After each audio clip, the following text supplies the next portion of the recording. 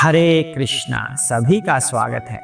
आज की श्रीमद् भागवत कथा में हम ये जानने वाले हैं कि यदि भगवान का कोई प्रिय भक्त भौतिक रूप से भगवान को कोई कष्ट भी देता है तो भगवान उसे फूलों की तरह स्वीकार कर लेते हैं। भगवान को उससे कोई कष्ट नहीं होता। इसी का उदाहरण आज भीष्म पितामह देने वाले हैं शरशैया पर लेटे हुए। तो कथा आरंभ करने से पहले गुरु महाराज की एक छोटी सी वंदना कर लेते हैं ताकि उनके आशीर्वाद से हमें ऐसी बुद्धि प्राप्त हो कि हम भागवत कथा को समझ पाएं। सभी अपने अपने गुरु महाराज का स्मरण कीजिए। हरे कृष्णा। ओम ज्ञानतिमिरान्धस्य ज्ञानाञ्जनशलाकया चक्षुरुन्मीलितं येन तस्मै श्री गुरुवे नमः। जय श्री कृष्ण चैतन्य प्रभु नित्यानंद श्री अद्वैत गदाधर शिवसादि गौर भक्तवृंदा। हरे कृष्णा कृष्ण कृष्ण हरे हरे, हरे राम राम राम हरे हरे। हरे कृष्णा। तो कथा कहाँ तक हो गई है? भीष्म पितामह शरशैया पर लेटे हुए हैं। युधिष्ठिर महाराज को अद्भुत ज्ञान भीष्म पितामह दे रहे हैं। भीष्म पितामह भगवान की स्तुति कर रहे हैं कि किस तरह से भगवान अपने भक्तों को स्वीकार करते हैं। 5 भक्ति के रसों का वर्णन भी आया है।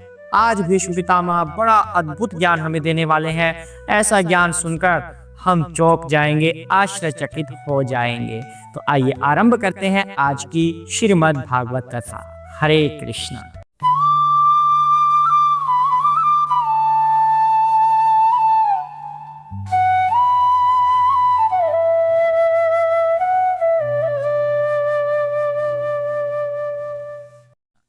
योधितुर्ग्रजविधूम्रविश्व कश्लोलितश्रंवार्यलङ्कृतयास्य मम निशेषरविभेद्यमाना त्वचि विलसत्वचस्तु कृष्णे आत्मा।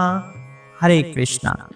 युद्ध क्षेत्र में जहां मित्रतावश भगवान श्री कृष्ण अर्जुन के साथ थे, भगवान श्री कृष्ण के लहराते केश घोड़ों की टापों से उठी धूल से धूसरित हो गए थे तथा श्रम के कारण उनका मुखमंडल पसीने की बूंदों से भीग गया था। मेरे तीक्ष्ण बाणों से बने घावों से इन अलंकरणों की शोभा और भी बढ़ गई थी और वे उनका आस्वादन कर रहे थे। मेरा मन उन्हीं भगवान श्री कृष्ण के प्रति आकर्षित हो। हरे कृष्णा। भीष्म पितामह चाह रहे थे कि अंतिम क्षणों में भगवान श्री कृष्ण उनके समक्ष हो और उन्हीं का स्मरण उनके हृदय में हो। वो चाहते थे कि कोई सांसारिक बातें उनके ध्यान में अब ना आए, कोई सकाम कर्म के फलों की इच्छा उनके दिमाग में ना आए। वो केवल और केवल भगवान का स्मरण करें। तो भगवान को स्मरण किस रूप में करना है? भीष्म पितामह वो इच्छा अब जता रहे हैं कि युद्ध भूमि में जिस तरह से भगवान अर्जुन की मदद कर रहे थे, भगवान का वो रूप कि घोड़ों की टापों से जो धूल उठ रही थी उनसे भगवान के लहलहाते हुए केश धूसरित हो रहे थे और भगवान के चेहरे पर, उनके शरीर पर पसीना आया था अत्यधिक श्रम करने के कारण। भीष्म पितामह वो स्मरण कर रहे हैं कि कितने भक्त वत्सल हैं भगवान श्री कृष्ण, किस तरह से अर्जुन की सहायता कर रहे थे। भीष्म पितामह चाहते हैं कि मैं भगवान का वही रूप अपने स्मरण में धारण करूं। भगवान सत्य चित्त आनंद के स्वरूप हैं। सत्य का मतलब शाश्वत, जो हमेशा रहेंगे, परमानेंट इन नेचर। चित्त का मतलब ज्ञान का भंडार। अगर किसी के पास ज्ञान है तो भगवान के पास है। दूसरों को भगवान ही ज्ञान देते हैं। सत्य चित्त। तीसरा आनंद। आनंद के भंडार हैं भगवान, तभी सत्य चित्त आनंद भगवान को कहा जाता है।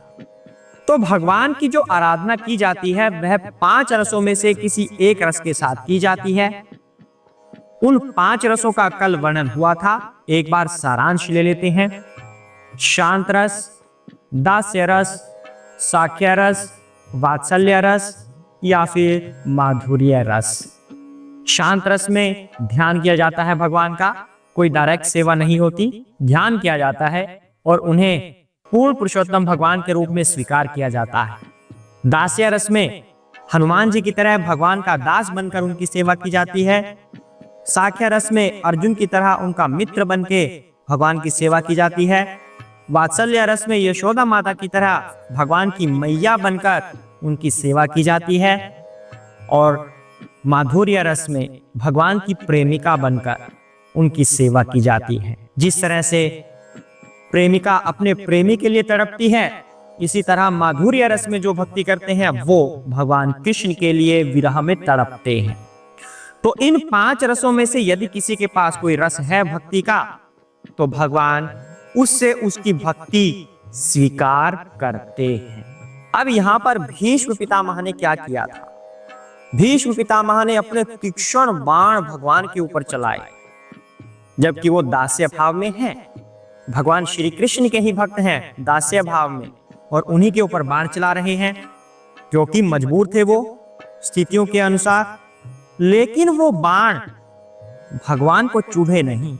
हालांकि घाव दिख रहा है वहां पर कि भगवान के शरीर पर घाव हो रहे हैं, लेकिन भगवान को वो घाव ऐसे लगे, वो बाण इस तरह से प्रतीत हुए जैसे कोई गुलाब के फूलों को भगवान को अर्पित कर रहा। इस तरह से वो प्रतीत होते हैं, क्योंकि भगवान अपने भक्तों का दिया हुआ घाव भी स्वीकार करते हैं। भीष्म पितामह शुद्ध भक्त हैं भगवान के, और वो तो बाहरी दिखावा है कि युद्ध कर रहे हैं, असल में तो वो भक्ति ही कर रहे हैं। उस पल भी वो भक्ति ही कर रहे हैं। तीक्ष्ण बाण गुलाब के फूलों की तरह भगवान को लग रहे हैं। दूसरी बात यहाँ पर आती है कि ऐसा प्रतीत होता है कि भीष्म चिंतित हैं कि उन्होंने भगवान की ओर बाण चलाए, पश्चाताप कर रहे हैं, ऐसा यहाँ पर प्रतीत हो रहा है, जबकि ऐसा बिल्कुल भी नहीं है। क्या नहीं है? भगवान को वो बाण चुभे नहीं, ऐसा है। भगवान को वो बाण चुभ गए, ऐसा नहीं है। तो भगवान को तो वो गुलाब के फूलों की तरह प्रतीत हुए। दूसरी बात, जो भगवान समक्ष खड़े हैं वो कोई पदार्थ नहीं है, उनका शरीर किसी पदार्थ से नहीं बना, वो दिव्य शरीर है। उनके शरीर में और स्वयं भगवान में कोई फर्क नहीं है। तो शरीर कैसा है? परमात्मा, अर्थात आत्माओं में जो सर्वश्रेष्ठ है परम आत्मा, वो भगवान की आत्मा है, और वही स्वयं भगवान भी है, कोई अलग से शरीर नहीं है। जैसे कि हमारा शरीर है। हमारा शरीर कितना बड़ा है? एक बाल के अगले टिप के 10,000 टुकड़े अगर कर दिए जाएं तो उतना बड़ा हमारा शरीर है, क्योंकि हम भौतिक जगत में हैं। उसे हम देख भी नहीं सकते, अपनी आत्मा को या स्वयं को हम नहीं देख सकते। लेकिन यदि इस भौतिक जगत से ये आत्मा मुक्त हो जाए तो इसका एक अपना दिव्य शरीर होता है, अर्थात वो आत्मा अपने दिव्य शरीर में फिर प्रकट हो सकती है। तो भगवान अपने दिव्य शरीर में है, और भगवद गीता में स्पष्ट कहा गया है कि आत्मा को ना जलाया जा सकता, ना सुखाया जा सकता, ना भिगोया जा सकता। तो भगवान तो स्वयं आत्माओं की भी आत्मा है, परम आत्मा है, तो भला उन्हें कोई घाव कैसे पहुंचा सकता है? तो भगवान को घाव नहीं पहुंच सकता। स्कंद पुराण में भी ऐसा वर्णित है कि आत्मा को कभी कोई कष्ट नहीं दे सकते, वह कल्मश रहित होती है, अविनाशी होती है। और भगवान तो स्वयं दिव्य आत्मा है, तो भगवान को भला घाव कैसा? लेकिन भगवान जब अवतार लेते हैं इस भौतिक जगत में, विष्णु स्वरूप उनका जो होता है उससे फिर अवतार लेते हैं भगवान स्वयं। तो जब वो अवतार होता है तो अभक्तों को ऐसा लगता है कि ये कोई मटेरियल चीज है, अर्थात इनका जो शरीर है ये भौतिक है, ये दिव्य नहीं है। तो वो उन्हें मारने के लिए उत्सुक रहते हैं, हमेशा उन्हें अपना शत्रु मानते हैं। जबकि भक्त लोग ऐसा नहीं मानते। भक्त लोग इस बात से मोहित नहीं होते कि ये भगवान है या आम इंसान है, वो उन्हें भगवान ही मानते हैं। जैसे कि कंस हमेशा चाहता था कृष्ण को मारना, रावण हमेशा चाहता था राम को मारना, जबकि वो उनकी दृष्टि का फर्क था। भगवान उन्हें मोहित करके रखते हैं ताकि उनका संहार किया जाए, और भक्तों को भगवान हमेशा प्रेम करते हैं, उनकी थोड़ी सी भक्ति भी स्वीकार करते हैं। जैसे भीष्म देव के द्वारा चलाए गए बाण भगवान वो भी गुलाब के फूलों की तरह स्वीकार कर रहे हैं, घाव की तरह नहीं। क्योंकि भगवान को तो कोई चोट हो ही नहीं सकती, कोई कष्ट पहुंच ही नहीं सकता भगवान को, क्योंकि वो तो दिव्य आत्मा है। उसके बाद वर्णन आता है भीष्मदेव भगवान की करुणामयी मुद्रा का भी विश्लेषण करते हैं, प्रशंसा करते हैं भगवान की करुणामयी मुद्रा की।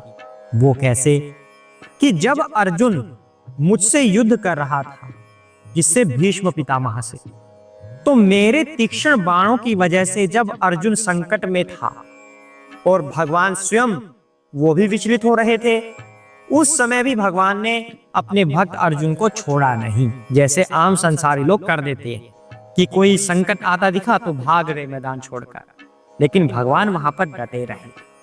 तो इस तरह से मेरे बाण चलाने के बावजूद, कृष्ण के शरीर पर घाव होने के बावजूद भगवान वहां पर अपने मित्र की सहायता के लिए डटे रहे। और अब जब वो शैया पर लेटे हैं भीष्म पितामह, क्योंकि उन्होंने दुर्व्यवहार किया था युद्ध भूमि में, उसके बावजूद भगवान इनके पास आने में अपने आप में कोई कोतूहलता नहीं कर रहे। भीष्म पितामह के पास अभी भी भगवान आ रहे हैं।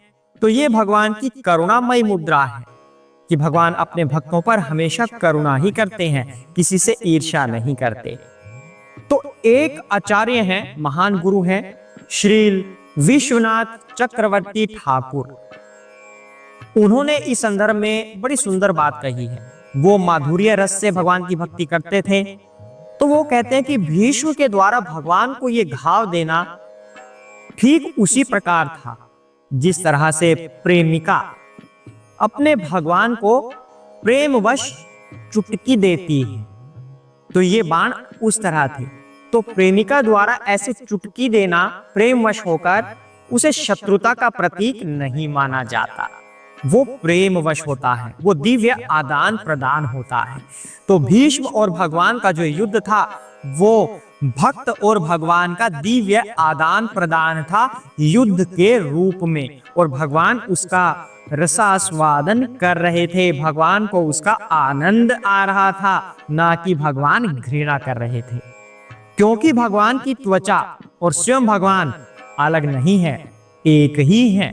तो भगवान को भला कष्ट कैसे हो सकता है, और वह भी अपने भक्त से।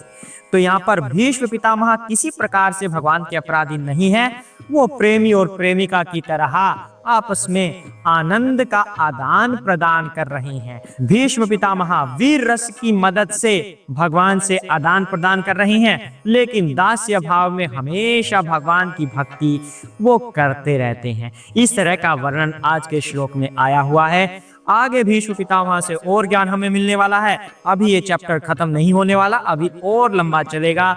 भीष्म पितामह इसी अध्याय में अपना शरीर त्याग करने वाले हैं। आगे का ज्ञान सीखने के लिए साथ में बने रहें। बड़े ध्यान पूर्वक श्रीमद् भागवत कथा को श्रवण किया कीजिए, ताकि सब कुछ आपको समझ आए और भागवत का पूर्ण फल आपको प्राप्त हो। कुछ समझ ना आए तो पूछ सकते हैं। हरे कृष्णा। ओम नमो भगवते वासुदेवाय।